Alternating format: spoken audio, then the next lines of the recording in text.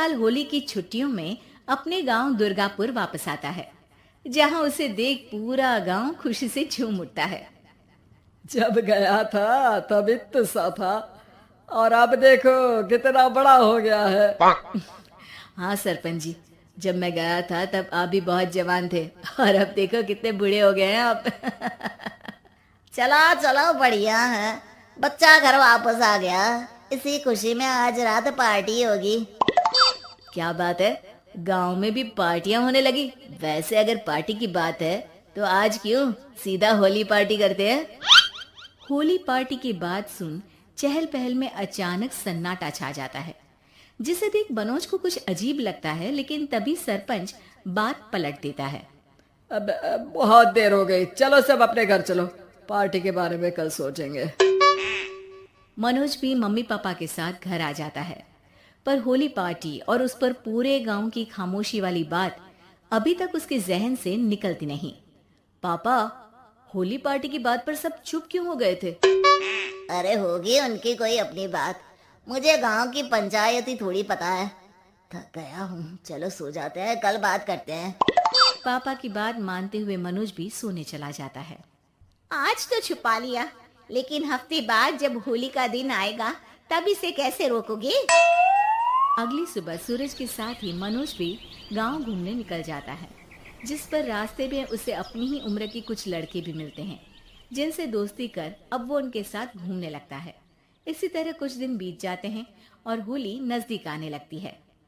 दोस्तों, होली में 4 दिन ही बचे हैं, पर गांव में उसकी कोई तैयारियां क्यों नहीं दिख रही? क्योंकि यहाँ होली नहीं मनाई जाती। अरे पर ऐसा क्यों? वो राजा भूषण, अरे तुम 4 दिन के लिए आए हो, क्या इतना सोच रहे हो? चलो कुछ खाने चलते हैं। इसी के साथ एक बार फिर होली की बात को टलते हुए देख मनोज को शक होने लगता है। वो घर पहुंचते ही इंटरनेट पर अपने गांव और राजा भूषण के बारे में जानकारी निकालने लगता है। क्या? मुझे आज तक ये नहीं पता था। ऐसा कैसे? किसी ने मुझे कुछ बताया क्यों नहीं? सारी जानकारी लेने के बाद मनोज गांव वालों या अपने मम्मी पापा से कुछ पूछे बिना खुद ही उसकी सच्चाई के बारे में छानबीन करने लगता है, जिसके चलते वो राजा भूषण की हवेली में पहुंचता है। वाह, क्या हवेली है यार। पर क्या यहाँ सच में कोई भूत है? हेलो भूत जी, कोई है क्या? हम इस साल गांव में होली सेलिब्रेट कर रहे हैं, क्या आप उस पर थोड़ा इंटरव्यू देंगे? मनोज के ऐसा बोलते ही गांव में तूफान उठ जाता है और हवेली में रखी सारी चीजें हिलने लगती है। एक अदृश्य शक्ति मनोज को धक्का देकर हवेली से बाहर निकाल दरवाजा बंद कर लेती है।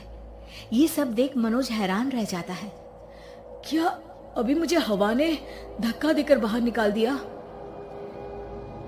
मेरे होते हुए इस गांव में कभी होली नहीं मन सकती, इसलिए दोबारा ऐसी कोशिश भी मत करना, अंजाम बुरा होगा। आवाज सुन मनोज हैरानी से इधर उधर देखने लगता है, पर उसे कोई दिखाई नहीं देता। वो गांव वापस आ जाता है, जहां तूफान की वजह से सब कुछ तहस महस हो चुका होता है। आखिर ये तूफान आया कैसे? ना ऐसा कोई मौसम था और ना ही हमने होली का त्योहार मनाने की बात की थी। सरपंच की बात पर कोई रिएक्शन दिए बिना मनोज चुपचाप अपने घर चला जाता है। इस तरह देखते ही देखते होली का दिन भी आ जाता है और मनोज रंग लेकर गांव में निकल जाता है, लेकिन गांव पूरी तरह खाली होता है। अरे त्योहार का दिन है, धूमधाम की जगह मातम क्यों मनाया हुआ है? मनोज की आवाज सुन सब अपने घर की खिड़कियां खोल के घर के अंदर से ही उसे वापस जाने के लिए कहने लगते हैं, पर वो किसी की नहीं सुनता। तुझे पहले भी समझाया था, अगर होली खेलने की कोशिश भी की तो अच्छा नहीं होगा। अरे बात मान लो बेटा, तुम्हें सच नहीं पता।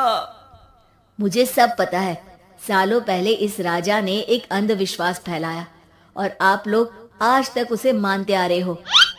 अरे बेटा, जब तुम पैदा भी नहीं हुए थे उससे भी बहुत पहले से इस गांव पर होली का श्राप है। अगर गांव में होली का त्योहार मनाया जाता है तो प्रलय आना पक्की बात होती है। राजा भूषण इस सब में नहीं मानते थे और त्योहार मनाने लगे, जिसके चलते होली वाले ही दिन पहले उनके बेटे की और फिर उनकी मृत्यु हो गई। तभी से गांव की रक्षा के लिए उनकी आत्मा उस हवेली में रह रही है। सबकी बातें सुन मनोज उलझन में पड़ जाता है। सोचना भी मत मनोज, अगर तुमने इस परंपरा को तोड़ने की कोशिश भी की तो उसका परिणाम इस गांव और गांव के लोगों के लिए अच्छा नहीं होगा। मुझे भी यकीन नहीं हो रहा कि आप लोग एक बेतुकी बात को मानकर सालों से रंगों के त्योहार को मातम की तरह मनाते आ रहे हो।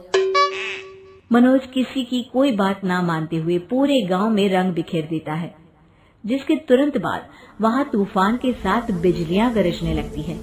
अचानक मौसम में ऐसा बदलाव देख जहां मनोज कंफ्यूजन में आ जाता है, वहीं गांव वाले डर से सहम जाते हैं।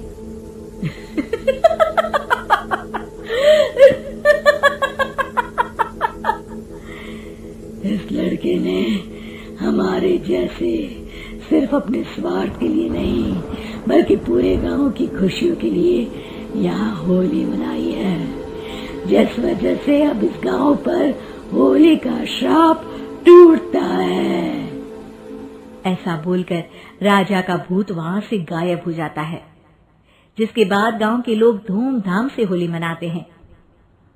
खुशियों के रंग गांव में बिखरे ही होते हैं कि अगली सुबह अचानक मनोज कहीं गायब हो जाता है और एक बार फिर गांव में होली का नया राज शुरू हो जाता है।